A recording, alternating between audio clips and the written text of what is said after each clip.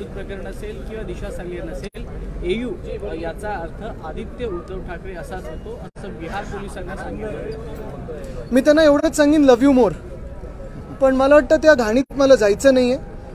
एकंदरच आम्हाला माहिती आहे की ज्यांची निष्ठा त्यांच्या स्वतःच्या घरात नसते, गद्दारी ते घरात एकदा दोनदा तीनदा किंवा अनेक वेळा केलेले, त्यांनी आमच्याबरोबर गद्दारी केली। आम्हाला त्यांच्याकडून अजून चांगलं काही अपेक्षित नाहीये। मूळ मुद्दा असा राहिलेला आहे, जर आपण बघितलं असेल की हे 40 गद्दार इकडचे आणि 12 गद्दार खासदार हे ना अडचणीत आता सगळेच आणत आहेत, त्यांचे मित्रपक्ष नवीन ते देखील आणत आहेत।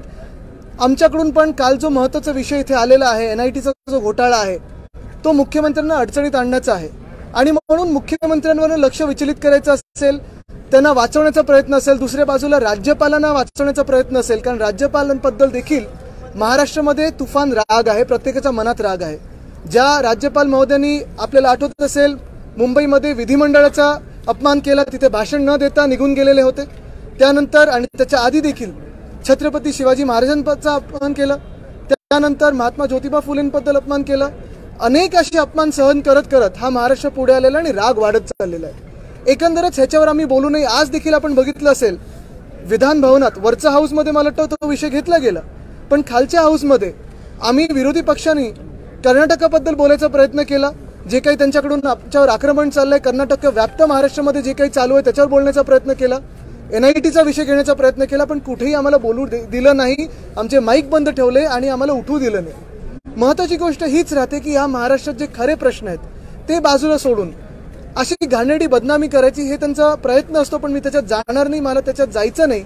कारण मूळ गोष्ट हीच आहे की ज्या मुख्यमंत्र्यांनी खरं तर आज राजीनामा दिला पाहिजे, ते त्याच्यात बघताय तुम्ही जिथे सही केले त्यांनी तो घोटाळा लोकांसमोर आलेला आहे, त्यांना वाचवण्यासाठी, आणि ज्या राज्यपालांनी महाराष्ट्र द्वेषी राज्यपालांनी आज ते मला वाटतं नागपूरमध्ये आहेत, त्यांना वाचवण्यासाठी हे सगळे प्रयत्न सुरू आहेत। आदित्यजी, लोकसभेमध्ये हा मुद्दा घेतला गेलेला आहे, केंद्रीय गृहमंत्र्यांकडे मागणी केली गेलेली आहे की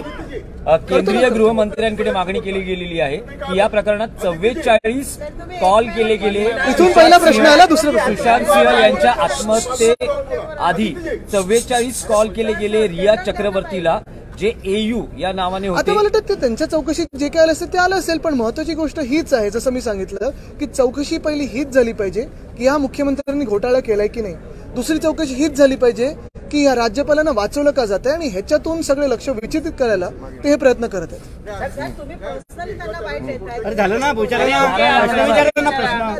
मी सगळ्यांशी बोलतो असंच बोला, आय डोंट कमेंट ऑन।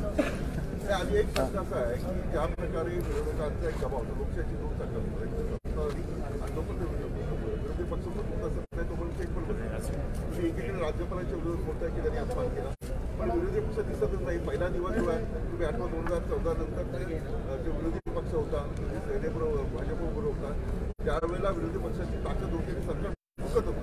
आता विलासजी, आपण मला एक सांगा, विरोधी पक्ष हा एक वेगळा विषय ठेवूया, पण राज्यपाल जे म्हणाले आहेत ते तुमच्या मनात राग नाही आलाय का? आलाय ना, प्रत्येक माणसाच्या मनात राग आलाय। जर कुठचाही इकडचा माणूस, कुठचीही दुसरी व्यक्ती कुठच्याही राज्यात गेले आणि तिकडच्या महापुरुषांचा अपमान करायला लागली, आपल्या देशातल्या महापुरुषांचा अपमान करायला लागली, तर तिकडचा विरोधी पक्ष असेल, सामान्य नागरिक असेल, पण हे मुख्यमंत्र्यांच्या मनात राग नाहीये, उपमुख्यमंत्र्यांच्या मनात राग नाहीये, सरकारच्या मनात राग नाहीये। इतर वेळी जे सरकार ज्यांच्यावर दबाव टाकतं, इतर सगळे यंत्रणा वापरल्या जातात, मग अशा वेळी हे सरकार गप्प काय? खरं तर ह्या सरकारनी त्यांना पदमुक्त केलं पाहिजे होतं, त्यांना परत पाठवलं पाहिजे होतं। सरकारच्या मनात काडी मात्र राग नाही का? आज पण बघा, आम्ही जेव्हा राज्यपालांबद्दल बोलायला लागलो, आमच्या विरोधात घोषणा दिल्या आणि आम्हाला गप्प करण्याचा प्रयत्न केला। म्हणजे एका बाजूला आम्ही महाराष्ट्र म्हणून हे महाराष्ट्रद्वेषी राज्यपालांविरुद्ध जेव्हा बोलत आहोत, त्याच बाजूला हे खोके सरकार राज्यपालांना वाचवलं निघालेलं आहे। मग भावना नुसतं आम्हाला आहेत का? म्हणजे ह्याचा अर्थ हा आहे की हे सरकार जे आहे ते महाराष्ट्र द्वेषी आहे। आपण बघा, ह्याची क्रमांक जर लावला आपण तर नाही, मला पूर्ण बोलू द्या ना, जरा थांबा, मला पूर्ण बोलू तर द्या। पहिलं जर आपण बघितलं तर फॉक्सकॉन सारखे प्रकल्प असतील, बल्क ड्रग सारखे प्रकल्प असतील, मेडिकल डिव्हाइस पार्क असेल, एअरबस टाटा असेल, रिन्युएबल एनर्जी पार्क जिथे आम्ही पुटीपुरीला आणू इच्छितो, हे सगळे प्रकल्प वेगळ्या वेगळ्या राज्यात पाठवले। कुठेही आमचे मुख्यमंत्री घटनाबाह्य जे आहेत ते काही बोलले नाहीत। नंतर कर्नाटकचे मुख्यमंत्री एवढं त्यांनी अग्रेशन दाखवल्यानंतर देखील आमचे मुख्यमंत्री काही बोलले नाहीत। आमच्याकडचे 2 मंत्री जे तिथे जाणार होते तिकडून धमकी आल्यानंतर घाबरले आणि गेलेच नाहीत. इथे आमच्यावर इथे आवाज चढून बोलण्याचा प्रयत्न करतात. तिथे कुठेही काडी मात्र शब्द काढला नाही, तिथे जाण्याची हिंमत दाखवली नाही.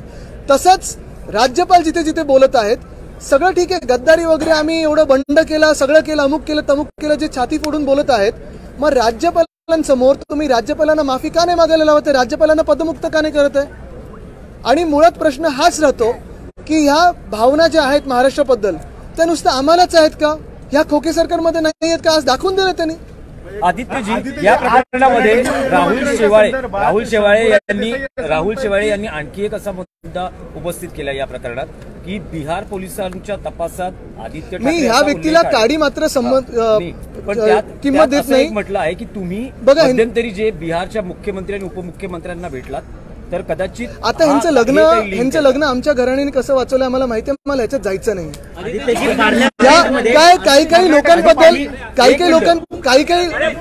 काही लोकांबद्दल त्यांच्या मला पर्सनल लाईफ मध्ये जायचं नाही, कारण माझे संस्कार नाहीत कोणाबद्दल वाईट बोलावं किंवा कोणाच्या बद्दल काही असं वाईट पसरावं, म्हणून मी त्या घाणीत जाणार नाही. आदित्यजी, पार्लमेंटमध्ये हेतू आरोप केले जात आहेत, परंतु या संदर्भात कारवाई मात्र होताना कधी दिसत नाही. सातत्याने फक्त तुमचं नाव का घेतलं जातं? आता कसं आहे तुम्ही आता वर्ल्ड कप बघितलं असेल.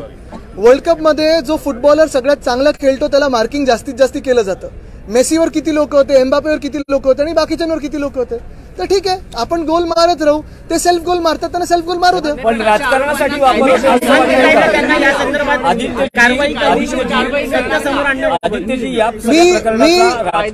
वापर होतो असं बिलकुल नाही. मी कुठेही यांच्यावर काही गांडेडं बोलणार नाही. जे माझ्या सगळं माझ्या समोर आहे, मला त्यांच्यावर काही बोलायचं नाही.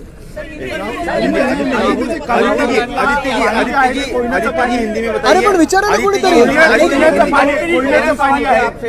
NIT घोटाले के जो आप लोग आरोप लगा रहे हैं, क्या उससे ये करने के लिए अब आप पर नए तरीके के आरोप लगाए जा रहे हैं? जो दिल्ली में राहुल शेवाळे ने आप पर नए तरीके के आरोप लगाए, उस गंदगी में मैं जाना नहीं चाहता. कई लोगों के मन बहुत काले होते हैं, उनका जो पर्सनल लाइफ है उसमें मुझे जाना नहीं है. उनके काफी सारे वीडियोस है, आपको भी पता है क्या क्या चलता है, उसमें मुझे जाना नहीं है, क्योंकि वो मेरा कैरेक्टर बहुत दूर है उनसे. हम साफ लोगों के साथ रहते हैं, अच्छे लोगों के साथ रहते हैं, और मुझे खुशी है कि ऐसे लोग जो थे उधर गए. अभी दूसरी चीज यही रहती है, सबसे अहम चीज यही है कि इस अधिवेशन में सबसे बड़ा मसला यही है कि जो NIT का घोटाला हुआ है उसे हमने लोगों के सामने लाया है. मुख्यमंत्री महोदय ने इस्तीफा देना जरूरी है. एक तो ये मुख्यमंत्री जो है वो इलीगल मुख्यमंत्री है, उन्होंने इस्तीफा देना जरूरी है. दूसरा जो मुद्दा हमने उठाया है वो राज्यपाल महोदय का है. हर बार उन्होंने इस महाराष्ट्र का अपमान करते आए, वो फिर महाराष्ट्र के महापुरुषों का हो, महाराष्ट्र के विधिमंडल का हो, हर बार उन्होंने कुछ न कुछ गलत शब्द का इस्तेमाल किया है. और ये सोच समझ के किया है, जानबूझ के किया है. ऐसे नहीं हो कि गलती से कुछ हुआ है, क्योंकि ये तो उन्होंने एक क्रमांक लगाया है, क्रोनोलॉजी लगाई है पूरी, जो इंसल्ट करते गए. तो यही दो मसले हैं और इसी पे हम चलते रहेंगे. कहीं ना कहीं जो हमारे राज्य से इन्वेस्टमेंट अन्य राज्यों में लेके गए हैं, हमारे राज्य से जिले तोड़ने हैं, कर्नाटक में लेके जाने हैं, हमारे राज्य में जैसे महापुरुषों का अपमान हो रहा है, इससे पूरा फोकस विचलित करने के लिए ऐसे गंदे आरोप लगाए जा रहे हैं. उस गंदगी में मैं जाना नहीं चाहता. आदित्य जी कल ये मामला अदालत में है, इसके ऊपर सुबह काफी चर्चा भी हुई और इसके वजह से भी सरकार नहीं, अंदर अगर आप देखें तो हमें विधानसभा में बात करने के लिए कोई चांस नहीं मिल रहा, कोई चांस दिया नहीं जा रहा है. हम चिल्ला रहे हैं, हम वेल में जा रहे हैं, हम साथ में उठ रहे हैं, लेकिन डेमोक्रेटिक प्रोसेस फॉलो नहीं हो रही है. ये जो मामला सब जुडिस और जो बात कर रहे हैं आप, अगर आपने देखा होगा तो अजीत पवार साहब से लेके दिलीप वलसे पाटिल साहब से लेके नाना पटोले साहब तक हम सब ने बात की कि सब जुडिस हो या ना हो, कौन से विषय पे चर्चा हो सकती है नहीं हो सकती है. लास्ट पिछले विधानसभा के अधिवेशन में उन्होंने मुझे ही बताया था, जब मैंने उनको स्टेटस को के बारे में कहा था तो उन्होंने कहा था कि हम सुप्रीम है वगैरह वगैरह, बहुत सारी बातें की थी. लेकिन बराबर जहां इस सरकार को कोई तकलीफें होती है तब सब जुडिस का मामला आ रहा है, नहीं तो कुछ सब जुडिस का मामला नहीं आता. आदित्य जी कल तो सब जुडिस और प्रेजुडिस इसमें फर्क उनको शायद पता नहीं है. आदित्य जी कल उद्धव जी ने कहा था कि महाविकास आघाड़ी का मोर्चा नैनो नहीं देवेंद्र जी के साइज का है, उसको लेकर बीजेपी आक्रामक है, कह रही कि शिवसेना बहुत सी राजनीति कर तो उनकी आपत्ति किस बात पे, नैनो के साइज पे कि उनके साइज पे? नहीं, उनका कहना की कर्नाटकच्या मुख्यमंत्र्यांनी आलो इथे. विधान केलेलं आहे की 1 इंचही जागा देणार नाही. दुसरीकडे आपले मंत्री म्हणतात की आपल्याला मे महिन्यामध्ये पाण्याची गरज लागते, कृष्णा कोयनेचं पाणी आपल्याला आम्ही देत आलेलो आहोत, तेव्हा आम्ही विचार करू. पहिली गोष्ट ही आहे, एक स्पष्ट चित्र आहे, आपल्या पण सर्वे मधून कळत असेल आपल्याला की येणारे जे कर्नाटकाच्या निवडणुका आहेत तिकडचा जो सत्ताधारी पक्ष आहे हे हरतील की काय असं वातावरण तिथे आहे. आणि म्हणून विषय काय नक्की घ्यायचा, पेटवायचा कसा विषय, कर्नाटक कसा पेटवायचा, महाराष्ट्र कर्नाटक वाद अजून कसा वाढेल ह्याच्यावर त्यांचं लक्ष आहे. आश्चर्याची गोष्ट हीच आहे, धोकादायक गोष्ट हीच आहे की केंद्रीय गृहमंत्र्यांकडे बैठक होऊन जे ठरलं होतं ते हे कर्नाटकाचे मुख्यमंत्री पाळत नाहीत. दुर्दैवाची गोष्ट ही आहे की तिकडचं जे काही त्रास जो होतो तिकडच्या स्थानिक नागरिकांना होतोय, कारण मुळात हे दोन आपल्याच देशातल्या राज्यामधला वाद आहे, सीमा भागावरनं वाद आहे, कुठे सीमा कशी आली पाहिजे ह्याच्यावरनं वाद आहे. पण हे वाद सुप्रीम कोर्टामध्ये असताना वर्षानुवर्ष चालत असताना खरं तर तिकडच्या मुख्यमंत्र्यांनी असं वागणं किंवा बोलणं हे अपेक्षित नाहीये. पण हे जर तिथून बोलत असतील तर वाद न वाढवता काहीतरी उत्तर तर देणं गरजेचं आहे. पण आमच्याकडचे जे घटनाबाह्य मुख्यमंत्री आहेत इकडे सगळं काही चालतं त्यांचं की आमच्या पक्षात ये नाही तर तुमच्या मागे पोलीस लावतो, हे करतो, केस लावतो. पण तिकडच्या मुख्यमंत्र्यांना काही बोलण्याची त्यांच्यात हिंमत नाही, ताकद नाही आणि मुळात घाबरून गप्प बसलेले. हेच मी सांगत आहे की हे सरकार जे आहे हे महाराष्ट्र द्वेषी आहे, महाराष्ट्र विरोधी सरकार आहे. कारण जो महाराष्ट्र एका चांगल्या दमानी पुढे चाललेला, महाविकास आघाडी सरकारमध्ये पुढे चाललेला 6.5 लाख कोटी एवढी गुंतवणूक आम्ही आणली, शाश्वत विकास करत होतो, अनेक वेगळ्या वेगळ्या शहरांमध्ये कामं चांगली होत होती, गावांमध्ये कामं चांगली होत होती, शेतकऱ्यांना कर्जमुक्ती त्यांची आपण पहिल्याच इकडच्या अधिवेशनात केलेली.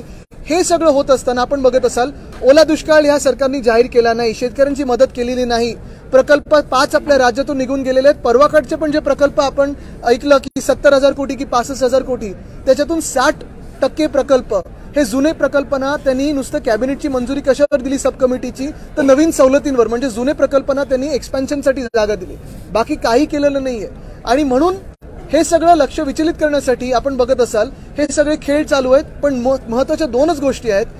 ह्या मुख्यमंत्र्यांनी राजीनामा दिला पाहिजे. हा घोटाळा लोकांसमोर आलेला आहे, तो स्पष्ट आहे, हे तुमच्या पण सगळ्यांच्या माध्यमातून लोकांना कळलेलं आहे. आणि दुसरं म्हणजे जे राज्यपालांनी सतत या महाराष्ट्राचा अपमान केलेला आहे, आपल्या महापुरुषांचा अपमान केलेला आहे, विधिमंडळाचा अपमान केलेला आहे, त्यांना पदमुक्त करणं गरजेचं आहे. पण हे खोके सरकार त्यांना वाचवत आहे. धन्यवाद.